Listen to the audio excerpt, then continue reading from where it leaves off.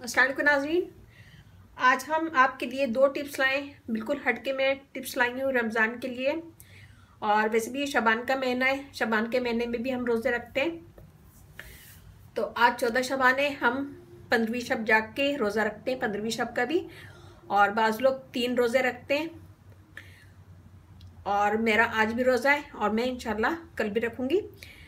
तो रमज़ान में भी आप ये टिप्स कर सकती हैं, ये गर्मी से बचाने की टिप्स है। और रमज़ान भी आ रहा है हमारा और गर्मियों में आ रहा है और बहुत ज़्यादा गर्मी होगी पाकिस्तान में, इंडिया में।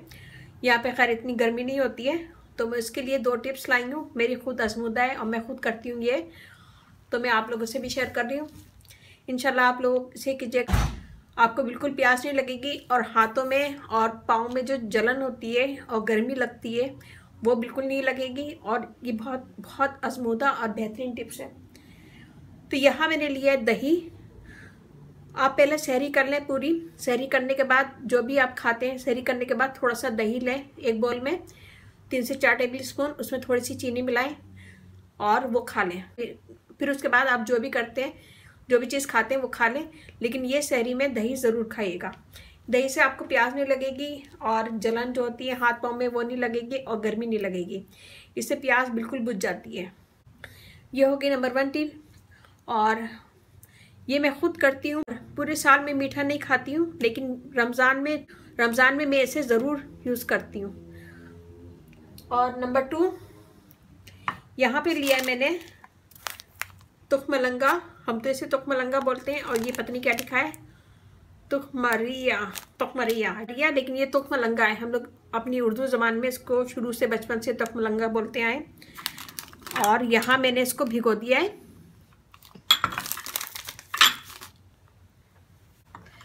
यहाँ मैंने थोड़ा सा 1 टेबल स्पून लेके इसे भिगो दिया था। ये देखें,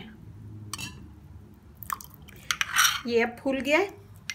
बहुत अच्छा होता है, बहुत ठंडा होता है, बहुत ठंडी तासीर होती है इसकी। और इसको भी आप सहरी में भी कर सकते हैं, अफ्तारी में भी कर सकते हैं। सहरी में करेंगे तो आपको पूरा रोज़ा आपका अच्छा गुजरेगा और आपको प्यास नहीं लगेगी। अफ्तारी में भी इसको कर सकते हैं। तो यहाँ लिया है मैंने 1 गिलास पानी। मेरा रोज़ा है इसलिए मैं बना ही लेती हूँ। इसमें हम डालेंगे थोड़ा सा दूध, बिल्कुल थोड़ा सा डाला है मैंने। 1 गिलास पानी में बिल्कुल थोड़ा सा दूध, और मैं ये डालूंगी।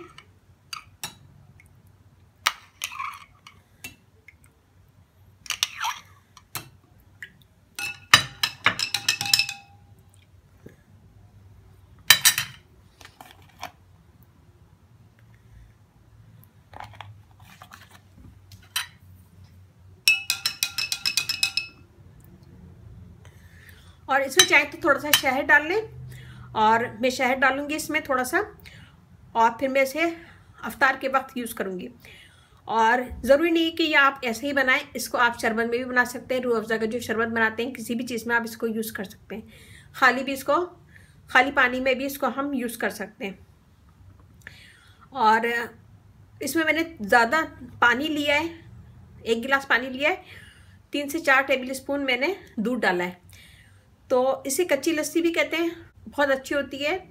इससे आपका रंग भी फेयर होता है, स्किन बहुत अच्छी हो जाती है। ज़्यादा पानी लें, उसमें थोड़ा सा दूध डालें और उसे पिएं। इससे स्किन बहुत अच्छी होती है, इसे कच्ची लस्सी कहते हैं। और ये स्किन को वाइट भी करती है, दाने होने से रोकती है। तो ये कीजिएगा, दिन में 2 से 3 दफ़ा पी लिया करें। रोज़ा ना हो तो पानी लें 1 गिलास, उसमें थोड़ा सा दूध डाल के पी लें। जिसके एक्ने निकलती है, जिसका एक्ने की प्रॉब्लम बहुत ज़्यादा है, वो यूज़ किया करेंगे कच्ची लस्सी। इससे आपके दाग धब्बे भी दूर होंगे, एक्ने निकलना बंद हो जाएगी और स्किन फेयर होगी। खैर, मैं आज बता रही हूँ रमज़ान के मुतालिक। तो यहाँ पे ये मेरा हो गया है ड्रिंक, जो मैं अफ्तार के वक्त यूज़ करूँगी। और ये मैं रख दूँगी, सहरी में यूज़ करूँगी, कल भी रोज़ा रखना है। तो ये दोनों रमज़ान में ये दोनों टिप्स कीजिएगा और मुझे ज़रूर दुआओं में याद रखिएगा। आज की रात भी जागने की है, तो आप लोग मुझे दुआओं में याद ज़रूर रखिएगा और मेरे लिए दुआ कीजिएगा। और ये दोनों टिप्स कीजिएगा और मुझे दुआएं दीजिएगा। इसके साथ ही अब मुझे इजाज़त दीजिए। अल्लाह हाफिज़।